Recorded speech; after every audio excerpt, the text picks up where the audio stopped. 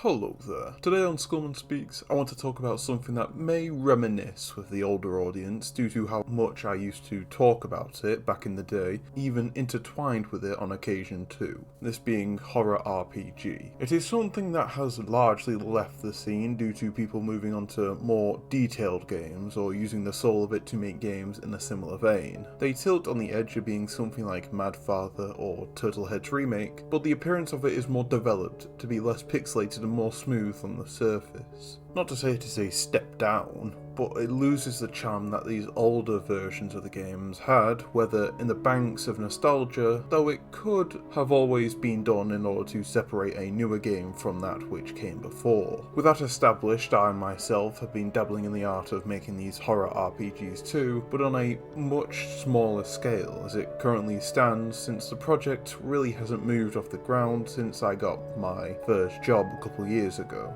I will sometimes look back around to check it out, but more often than not it will just be paved over thanks to other aspects of my life getting in the way of progressing onwards towards that goal. It will be with this edition that I will discuss some aspects whilst also keeping it vague as to not spoil all too much, since it is a project I want to one day release or make a proper video documentary for, something like a behind the scenes sort of thing. So the meat of what I've created already is the baseline for what the game will be built on. So the basic designs, the outline of the story, and how the map will look on the inside. Of course, things will need updating to fit certain aspects better, such as adjusting the appearance of the characters so they look more consistent with what my drawings are like now, which rings especially true for the monster. However, this wouldn't have been possible if not for the notes I made when looking at other horror RPGs to section off which would fit where regarding things like the monsters, location, or protagonists that features within the main section of the game. If I can find them, I'll show what I found, but it is with this that I took into consideration when progressing further into the plot, so that it works in the grand scheme of things to fall seamlessly together in a way that isn't out of left field. This is why I opted to go for a masked murderer in a school with a youngster protagonist who would probably be around 15, 16 or 17 years of age to give some flexibility to what is happening without it being unreliable when compared to the real rules of life.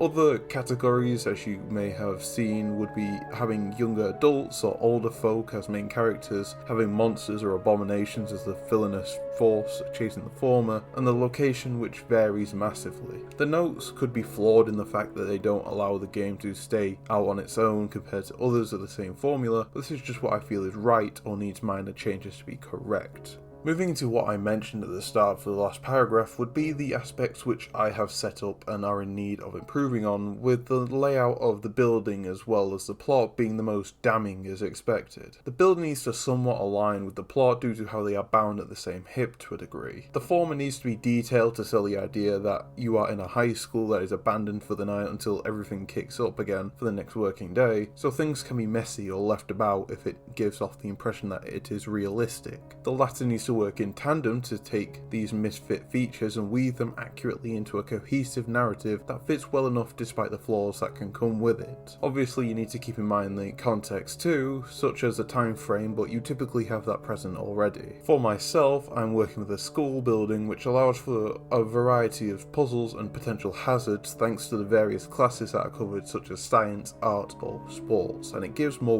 wiggle room to get out of jams I may otherwise fall into. Stuff like locked doors and hiding spots also come in plenty, since the space is prone to having them, which allows for their placement to feel more natural compared to other locations which may have higher quality locks or no empty space to cram yourself into. This needs to be taken into consideration down to the fact that a story can feel janky if certain elements are crammed into some place that doesn't fit, and removing someone from an immersive field is the last thing you want to do, especially in a horror setting. A bad plot will work like that too, as without a compelling narrative to work off of, the player is going to drag their feet around since they have no desire to progress, considering how boring it had been up until that point. Finally, I want to go over the characters which are present, since these are typically the lifeblood of your game, since if they are broken, then you're going to struggle to have people enjoying the constant presence of them. This will more or less boil down to how they look and their personality, as you want them to stand out from the wider crowd whilst also being picked apart from the rest of the game's cast. I would say no more than 3 main characters as to not bloat out the roster all too much, and if you want to build the world more then you can do so by adding side characters which typically don't do much in the ways of gameplay besides providing more pages to your story. Sometimes it could be better than a character finding a bunch of diary pages, but it varies depending on the tone or plot at hand. You aren't going to have side characters pop up in a world where there is no one else left after all. Going back to one of my original points would be the design of your main character, which should be memorable but not cluttered to the point of being hard to look at, since they will come up often. Being able to do plenty with the torso and up is what you should focus on, since games will often have stills that slide onto screen during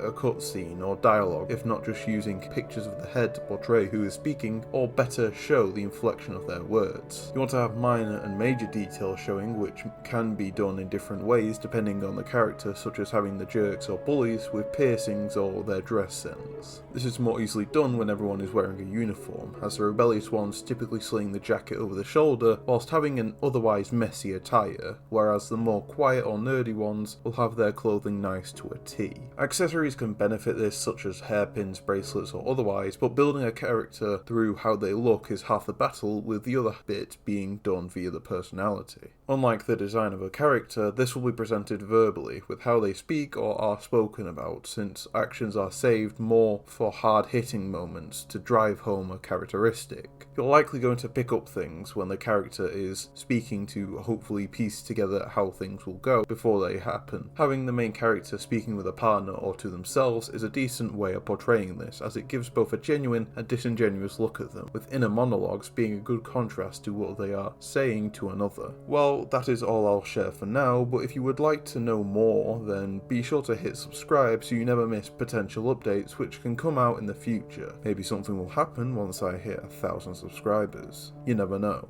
In any case, this has been Skullman Speaks, and I'll see you next time. Hopefully.